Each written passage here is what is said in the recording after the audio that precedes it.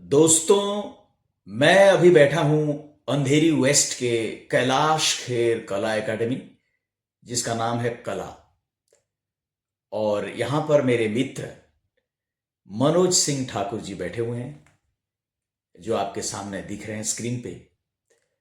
और मनोज सिंह ठाकुर जी एक बहुत ही प्रसिद्ध गायक हैं और संगीतकार हैं।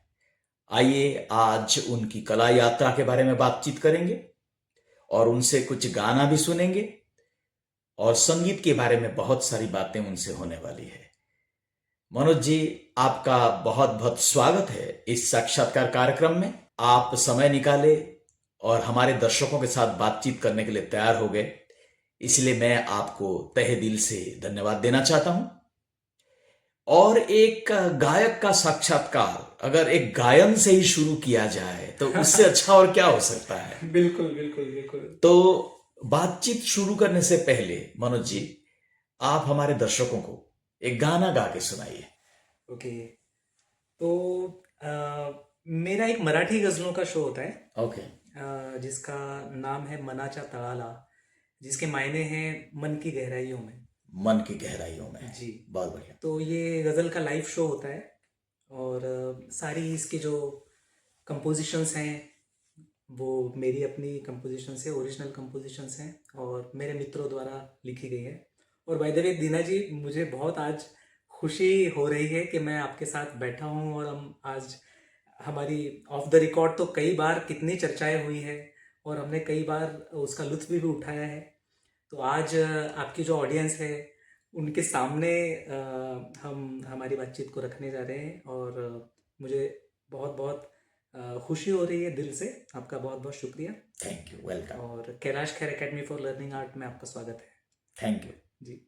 तो मैं तानपुरा लगा लेता हूँ, और मेरी जो गज़लों की महफिल है, मराठी गज़लों की महफिल मनाचा तळाला, उसी का जो टाइटल गज़ल है कह सकते हैं, जिससे कि ये मनाचा तळाला नाम निकला है, टाइटल निकला है, वो गज़ल मैं आपके सामने रखता हूँ।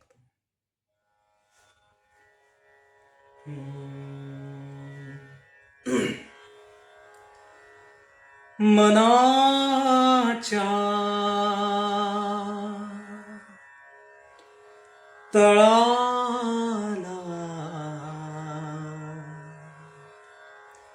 तुझी याद आहे, मनाच्या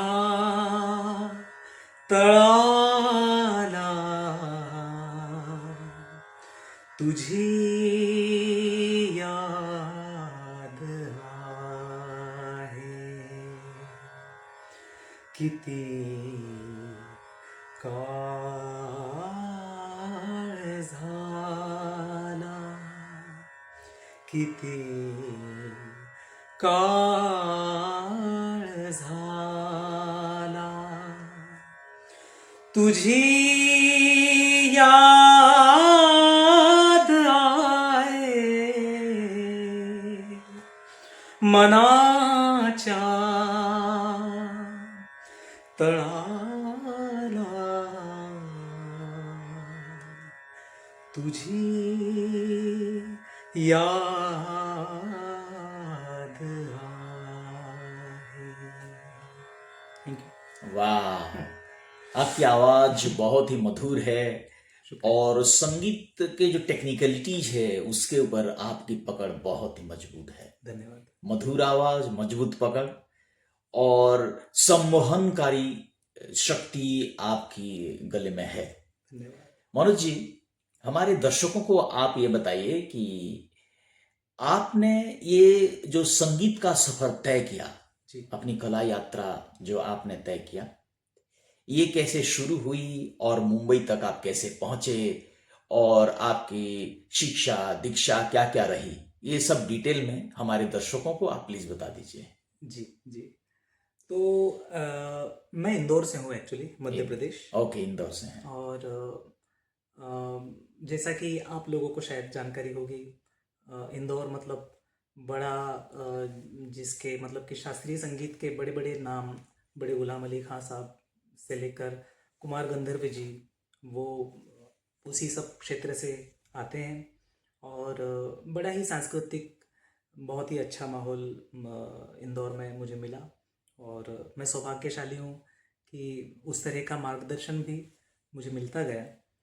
और मेरे गुरु श्री राजेंद्र नागले जी, जो अभी वर्तमान में इंदौर के दिल्ली कॉलेज के म्यूज़िक डिपार्टमेंट के हेड हैं। दिल्ली कॉलेज मतलब? जो दिल्ली कॉलेज है इंदौर में। अच्छा, कॉलेज का नाम है हाँ, दिल्ली कॉलेज। जी जी, कॉलेज का नाम है दिल्ली कॉलेज। म्यूज़िक डिपार्टमेंट को हेड कर रहे हैं सर। हम्म। और बहुत ही उम्दा कंपोज़र हैं, बहुत अच्छे सिंगर हैं।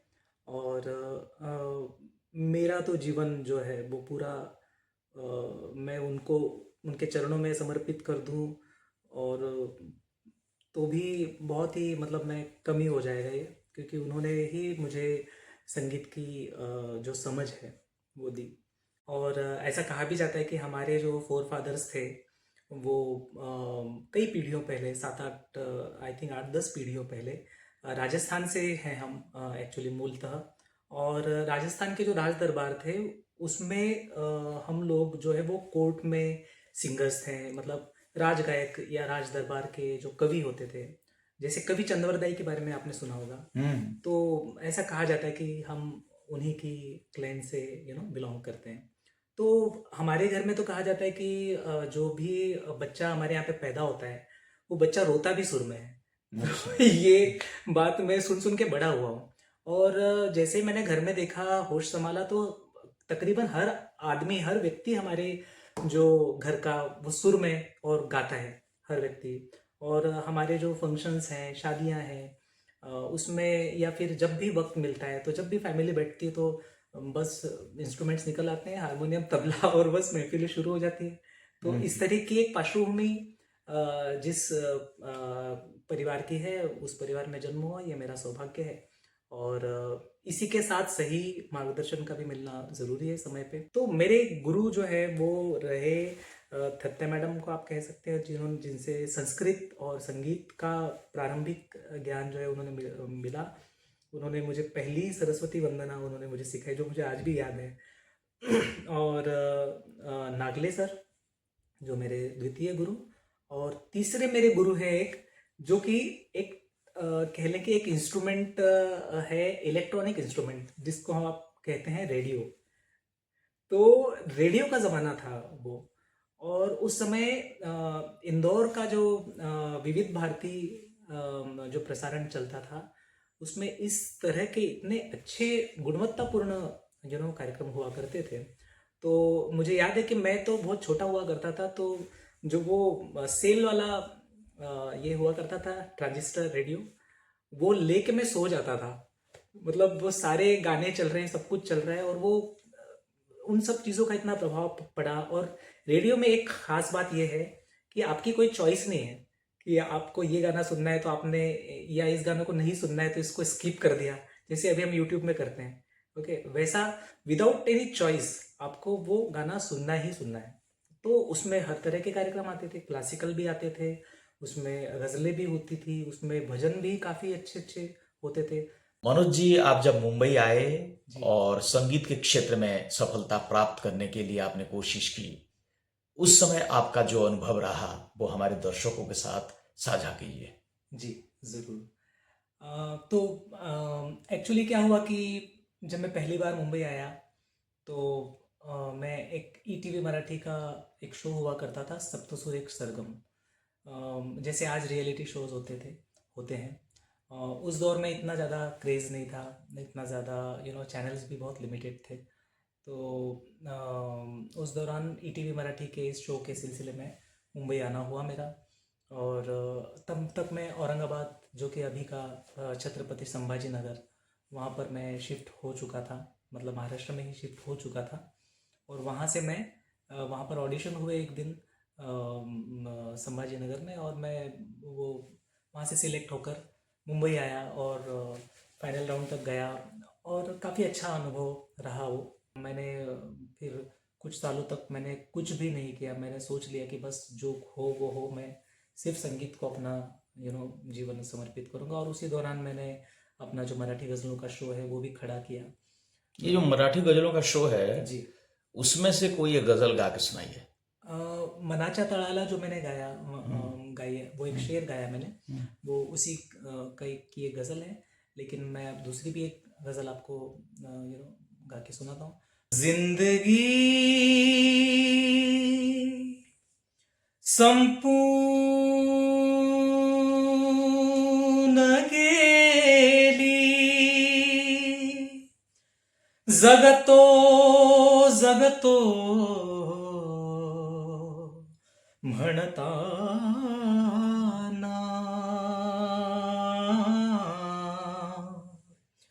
आणि मरताही नाले, मरतो मरतो म्हणताना,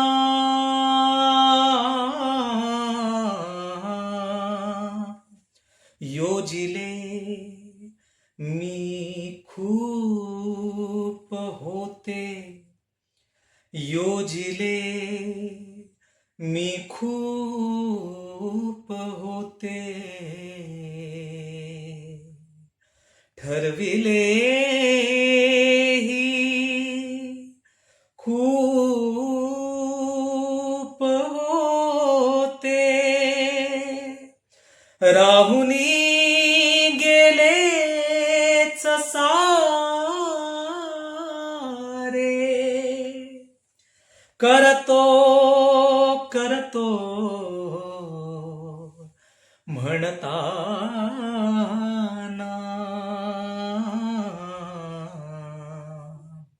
हा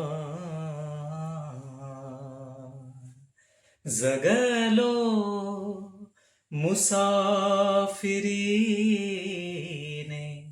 मेलो मुसाफिरीने,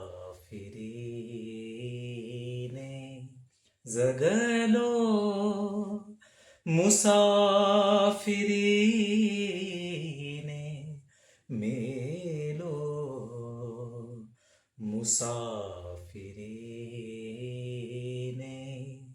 मी स्थिर होत गेलो, मी स्थिर होत गेलो, माझ्या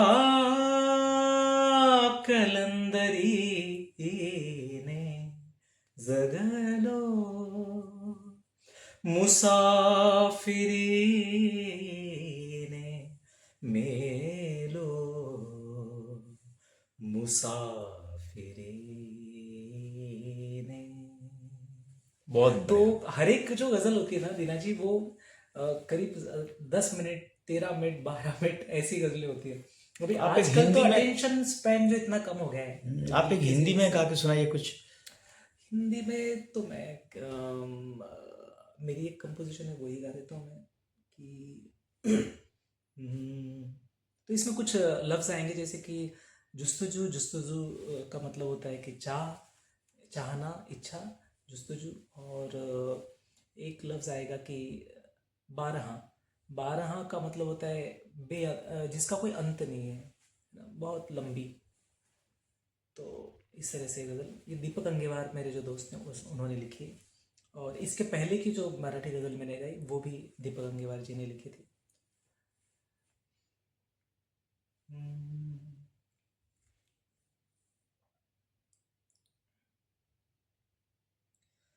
चमन की जुस्तजू ने यूं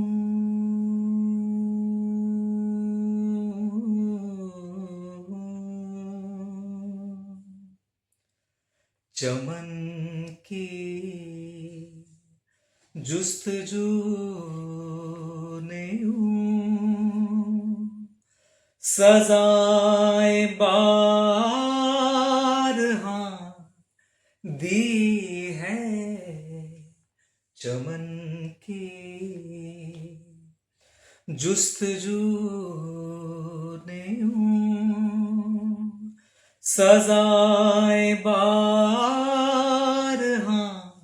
दी है, तेरे एक पल के मौसम ने, तेरे एक पल के मौसम ने मेरी सदियां जला दी हैं।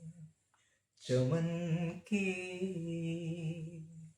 जुस्तजू ने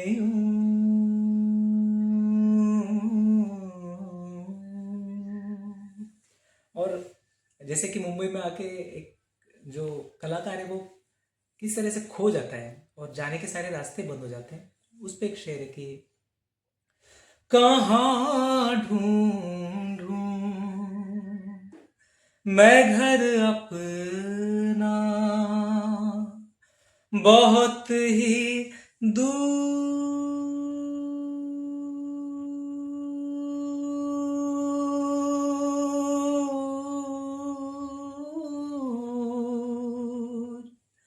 आया हूँ, कहाँ ढूंढूं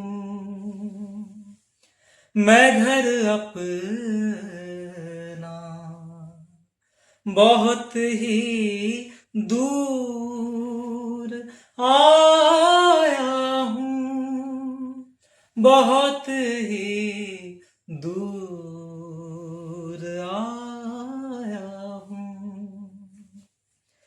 मेरे दौड़ते कदमों ने, मेरे दौड़ते कदमों ने राहें भी मिटा दी हैं। मेरे इन दौड़ते कदमों ने राहें भी मिटा दी है, वापस जाने का रास्ता ही नहीं है। मेरे दौड़ते दौड़ते मेरे दौड़ते कदमों ने राहें भी मिटा दी हैं। चमन की जुस्तजू ने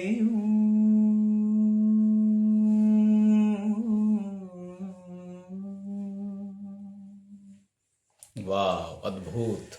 इस तरह के संजीदा और काफी कहते हैं फ्रेजाइल सा एटीट्यूड और नेचर लेके मैं मुंबई आया और मुंबई ने मुझे पूरी तरह से तोड़ फोड़ के बराबर कर निर्माण किया। हाँ, फिर से अब निर्माण किया, फिर से पहले विध्वंस हुआ, पहले विनाश हुआ, फिर से अब सृजन हो रहा है। हाँ, हो रहा है, धीरे धीरे चल रहा धीरे है। धीरे हो रहा है। तो मनोज जी, आप समय निकाले और हमारे दर्शकों के साथ अपनी बातों को साझा किया और गाना भी गा के सुनाया, इसलिए आपको मैं हर दर्शकों की तरफ से बहुत बहुत धन्यवाद देता हूँ। बहुत धन्यवाद।